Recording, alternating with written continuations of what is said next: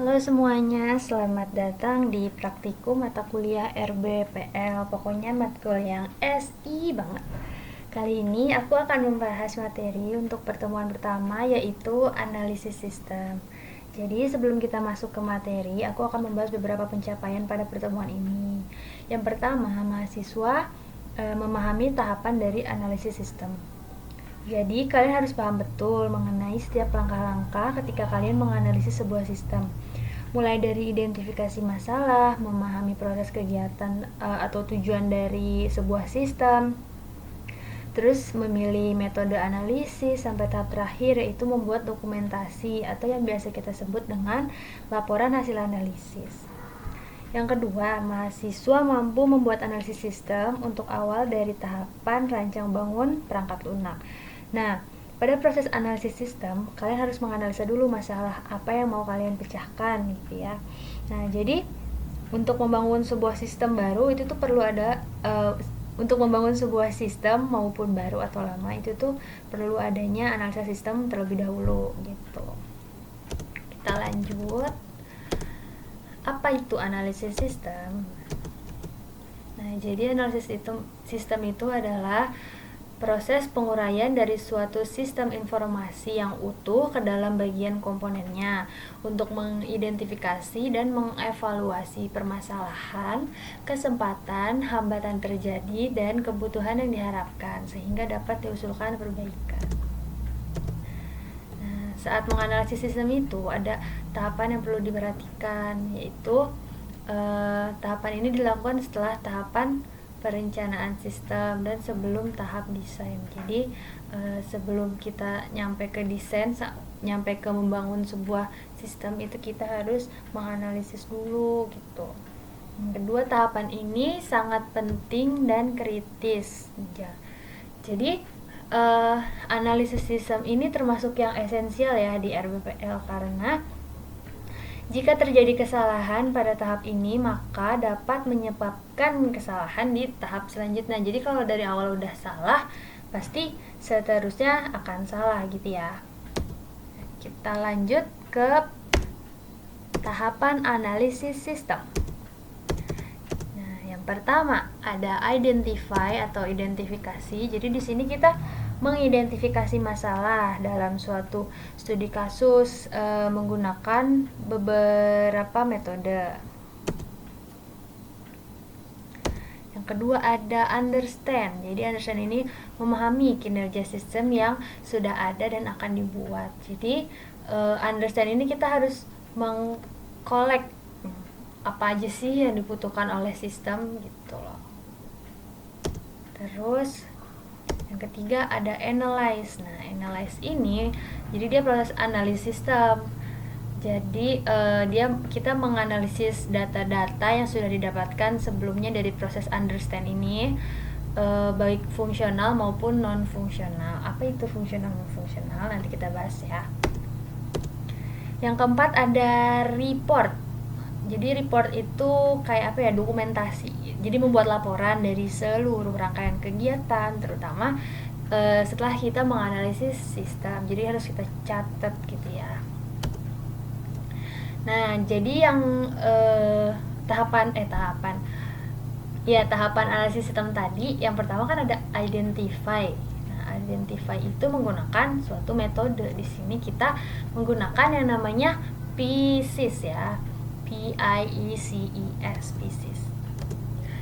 Jadi dari PIECES itu ada yang pertama performance atau yang kita biasa sebut dengan kinerja, yang kedua ada information, yang ketiga ada economic, yang keempat ada kontrol, yang kelima ada efisiensi, dan yang terakhir ada services gitu ya.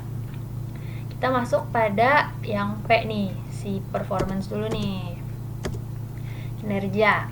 Jadi buat apa kinerja di sini kita analisis? Nah, jadi kinerja itu memiliki peran penting untuk menilai apakah proses atau prosedur yang ada masih bisa ditingkatkan kinerjanya gitu ya. Jadi pokoknya performance dari sebuah sistem itu harus sebaik mungkin kinerjanya. gitu. Kalau bisa mentok dah pokoknya harus yang TOPBGT gitu ya. Nah gitu. Terus di kinerja ini ada dua nih yang diukur. Yang pertama ada jumlah output. Apa sih output itu kak? Output itu semacam pengeluaran yang dihasilkan gitu ya. Jumlah yang dapat dihasilkan pada saat tertentu gitu. Nah, jadi dari sistem ini bisa menghasilkan berapa output nih dalam satuan waktu gitu.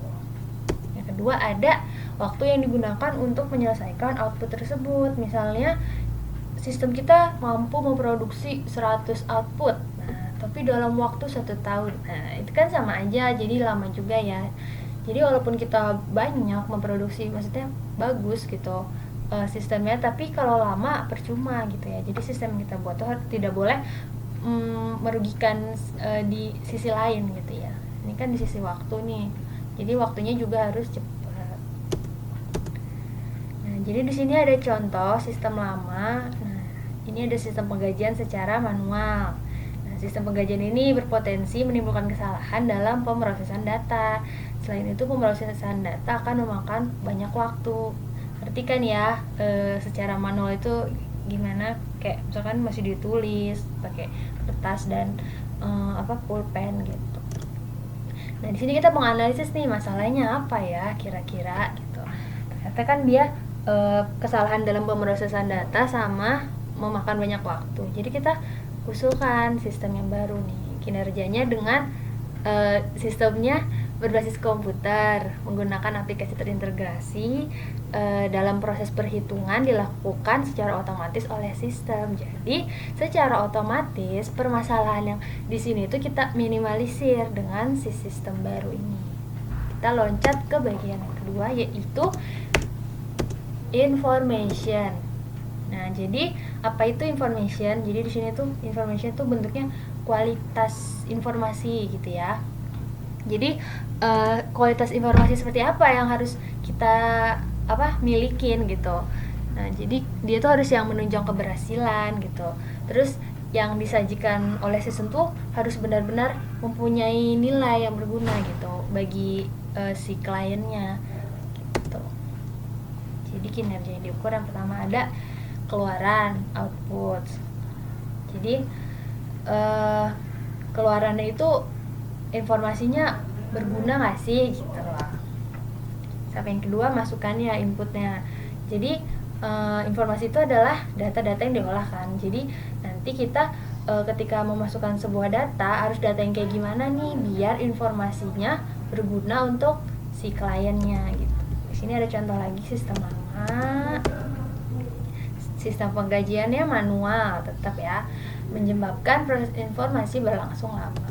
Nah, jadi nanti di sistem baru kita mengusulkan sistem berbasis komputer. Jadi proses penyaluran informasi akan berlangsung lebih cepat ya. Jadi misalkan mau diedit ini, ada proses CRUD itu, tau kan, create, read, update, sama delete. Nah, itu lebih cepat kan. Gitu. Yang ketiga ada ekonomi. Apa itu ekonomik? Jadi bagian ekonomik ini kita bakal menilai apakah prosedur yang ada saat ini dapat ditingkatkan manfaatnya, nilai gunanya, atau diturunkan biaya penyelenggaraan. Ini lebih ke kalau profit sih, lebih ke keuangan gitu.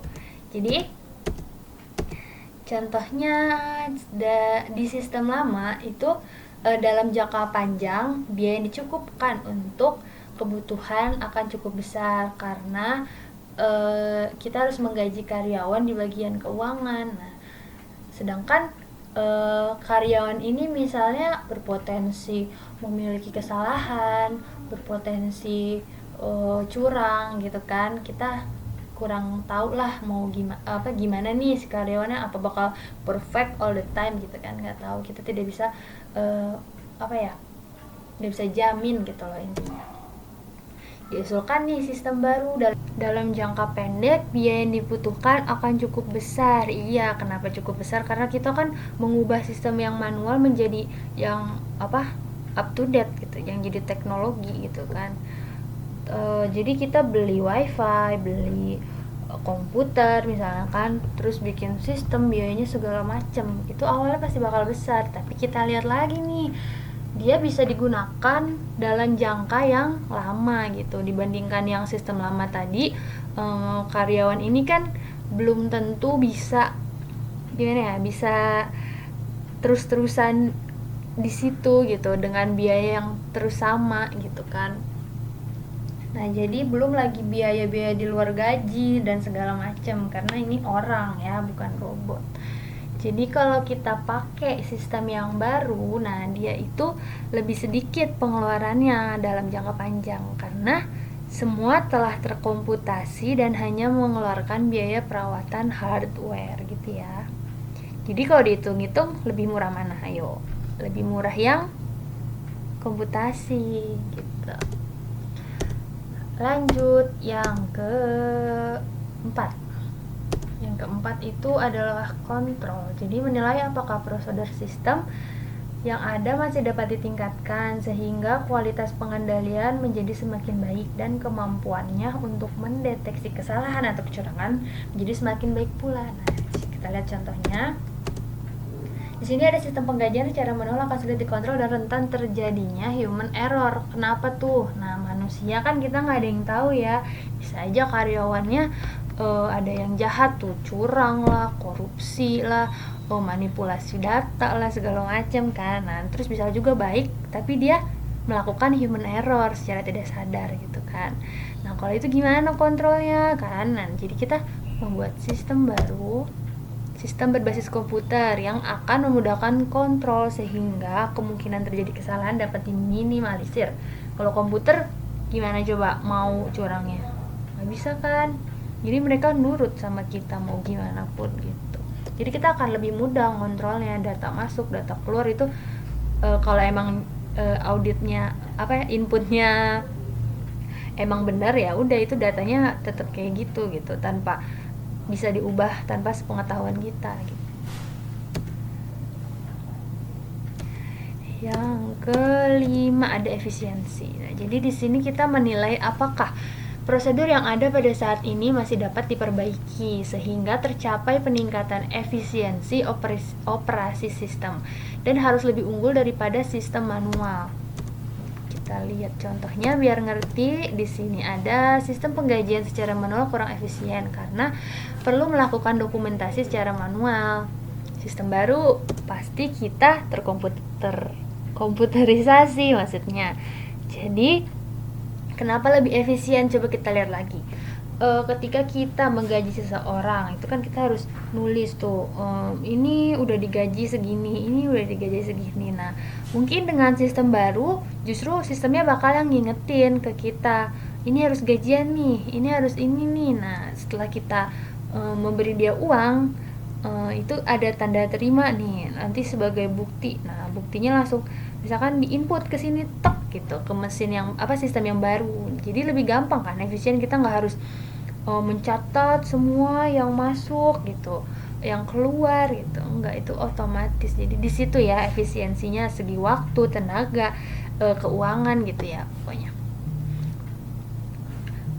Terus juga bisa kalau kita kayak di kantor itu kan menggunakan, kalau yang manual ya menggunakan kertas, pulpen gitu-gitu kan. Nah, dengan terkomputerisasi ini misalkan salah itu bisa otomatis bisa dihapus tanpa menimbulkan bekas gitu.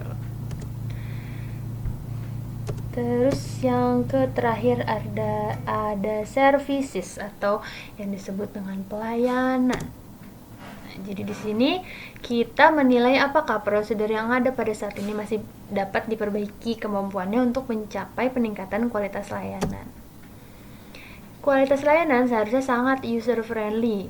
Nah, untuk end user pengguna sehingga pengguna dapat kualitas layanan yang baik. Gitu. gitu. Jadi di sini ada sistem lama, yaitu pelayanan pada karyawan akan memakan banyak waktu karena harus menunggu pemrosesan data manual. Gitu. Jadi contohnya apa ya ini? Misalnya kita ngantri di mana ya? Ngantri di perpustakaan misalnya. Karena misalnya mau UN nih, jadi rame perpus kan, pada pinjam buku A, B, C gitu. Jadi meledak lah itu si otak si perpustakawannya, karena banyak banget tuh. Terus dari yang si siapa pelanggannya juga kan nunggu gitu kan lama, belum lagi ada kesalahan gitu. Jadi kurang nyaman lah, maksudnya pelayanannya tidak apa ya, tidak profesional gitu, tidak membuat nyaman. Oke lah, kita sistem baru nih, pelayanan pada karyawan akan lebih efisien karena pemrosesan data, pengecekan data dilakukan terkomputasi dan otomatis. Jadi ini tuh juga meminimalisir kesalahan juga. Maksudnya dari karyawannya nanti bisa lebih apa ya, lebih dibantu gitu loh. Jadi tidak harus bisa aja misalnya karyawan mau ngambil gaji harus datang dulu nih ke kantor bawa ini A B C D E gitu. Dengan sistem baru misalnya kita bisa dari jarak jauh atau bagaimana, pokoknya yang meningkatkan pelayanan lah gitu ya. Oke, lanjut. Nah, ini masuk ke tahap kedua. Understand, analyze. Ketiga. Kedua deh, salah. Jadi ini masuk ke tahapan kedua, analisis sistem. Jadi di sini kita harus memahami sebuah sistem gitu ya. Yang tadi aku bilang di awal itu prosesnya, kinerjanya, terus juga tujuannya gitu kan, mengeluarkan apa, masukin harus apa gitu. Jadi untuk mengetahui hal ini kita harus mengambil mengumpulkan data. Itu bisa dari stakeholder, bisa dari klien, bisa dari siapapun gitu ya. Jadi di sini ada tekniknya. Yang pertama itu wawancara. Jadi kita langsung nih datang ke klien, kita tanya-tanya sistemnya mau seperti apa, mau mau menghilangkan masalah apa. Terus kita tanya sebenarnya masnya punya masalah apa gitu, biar bisa kami bantu menggunakan sistem yang baru gitu. Jadi kita wawancara si kliennya langsung ya. Yang kedua ada observasi. Nah, di sini kita tanpa klien nih, kita misalkan datang langsung nih ke kantornya, kita lihat, oh ini masalah apa nih yang ada di kantor, terus kita menyimpulkan sendiri. Nah, baru akhirnya kita kasih ke klien, apakah benar masalah A, B, C, D, E gitu ada di perusahaan ini gitu. Apakah ia mau saya bantu dengan sistem yang baru gitu. Yang ketiga ada analisis dokumen. Nah, ini mungkin berlaku untuk sistem yang udah ada ya. Jadi nih pentingnya yang tadi report itu ini ya. Jadi untuk untuk analisis selanjutnya tuh dipakai terus gitu. Jadi kita nggak harus analisis dari awal kan, udah ada dokumentasi sebelumnya gitu.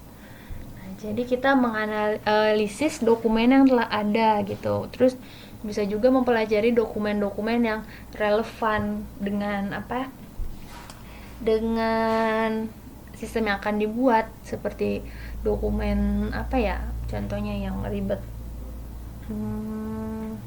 misalnya logbook lagi, misalnya kayak catatan penggajian gitu kan, itu kan agak rungsing ya. Jadi kita bisa tuh analis dari situ, di mana sih kurangnya gitu. Nah, kita masuk ke tahapan ketiga. Nah, ini nih, analisis. Jadi, yang pertama itu ada analisis kebutuhan fungsional. Tadi ada 2 kan ya. Apa itu? Nah, jadi fungsional ini proses atau layanan yang disediakan oleh sistem. Mencakup bagaimana sistem harus bereaksi pada input tertentu dan bagaimana perilaku sistem pada situasi tertentu. Jadi, fungsional itu lebih ke how the system reacts gitu ya, perilakunya gitu. Nah, jadi di sini ada contoh. Nah, di sini tuh di Instagram nih. Instagram tuh fungsi hashtag di dalam sistem Instagram itu berupa kata kunci deskriptif gitu. Nah, pencarian itu inputnya harus pencarian akun, tagar, sama tempat. Nah, itu ya yang inputnya itu. Dia kalau misalnya di pencarian kita masukin caption, nah itu nggak akan keluar karena bukan fungsinya gitu kan, bukan prosesnya gitu, tidak termasuk itu. Kita masuk yang kedua, ayo jadi ada dua kan, fungsional sama non fungsional. Nah, kalau non fungsional ini lebih ke batasan gitu. Nah, jadi layanan ini kan harus dibatasi kan, nggak dia mencakup semua nih. Misalnya pencarian itu untuk fitur akun, tagar, tempat, caption gitu, tapi batasi cuma sebatas akun, tagar, sama tempat gitu ya contohnya. Terus juga kayak bisa juga requirements yang dibutuhkan dari si sistem ini gitu. Jadi kayak apa sih, kalau kita mau bikin misalkan mobile Android, kita harus punya RAM 8 gitu untuk menjalankan sistem ini gitu, sistem Android gitu maksudnya. Di sini ada contohnya. Nah, ini jadi maksimal hashtag dalam sekali postingan yaitu 30 hashtag, dibatasi ya 30 hashtag. Yang kedua, desain user interface praktis dan mudah dipakai, ya user friendly gitu. Nah, sistem requirements hanya untuk Android 2.33 atau iOS 9. Nah, jadi kita butuh requirements-nya gitu. Dari yang non fungsional ini batasan-batasan dan requirements gitu. Beda ya? Udah ngerti ya bedanya? Jadi kita lanjut. Nah, ini ada proses terakhir yaitu report. Nah, dokumentasi ya. Jadi, tujuan dari report ini untuk dapat mendokumentasikan hasil analisa sehingga jelas pengembangan sistem akan diarahkan kemana. Nah, jadi tadi tuh udah ada studi kasus ya. Kita punya sistem lama. Sistem lamanya ini butuh perbaikan. Nah, kita tuh menganalisis nih, capek-capek nih dari A sampai Z kita analisis. Nah, tapi ketika bakal membuat sistem tersebut, kita kasih ini data-datanya sama yang buat sistem, tapi nggak lengkap. Coba kalian bayangin nanti hasilnya bakal lengkap nggak? Ya jelas enggak kan. Jadi ini tuh proses yang penting banget. Percuma kalian kalau menganalisis sebaik mungkin pokoknya TOPBGT, tapi nggak kalian catat dan kalian lupa, nah itu udah zong, sayang, capek gitu ya. Laporan ini atau report ini harus jelas dari awal pengerjaan sampai dengan hasil akhir dari analisa yang dilakukan. Jadi ketika kalian menganalisis itu harus runtut ya. Report maksudnya ketika kalian mereport itu harus runtut dari awal pengumpulan datanya ABCD, kebutuhan sistemnya ABCD, terus analisanya ABCD, nah baru terakhir report gitu ya. Jangan loncat-loncat, nanti pusing orangnya. Ini pokoknya berguna banget ya, step terakhir ini jangan sampai dilupain, oke? Gitu. Apalagi? Oh, selesai. Oke, mungkin segini dulu materi yang bisa aku sampaikan. Kalian harus semakin semangat ya belajarnya, walaupun pandemi seperti ini tidak bisa tatap muka. Pokoknya ingat, diusahakan untuk punya kemauan dulu buat belajar, sisanya bakal gampang. RBPL seru kok ya. Oke, sampai sini dulu ya, sampai ketemu lagi. Jangan lupa kerjain pretestnya. Dadah.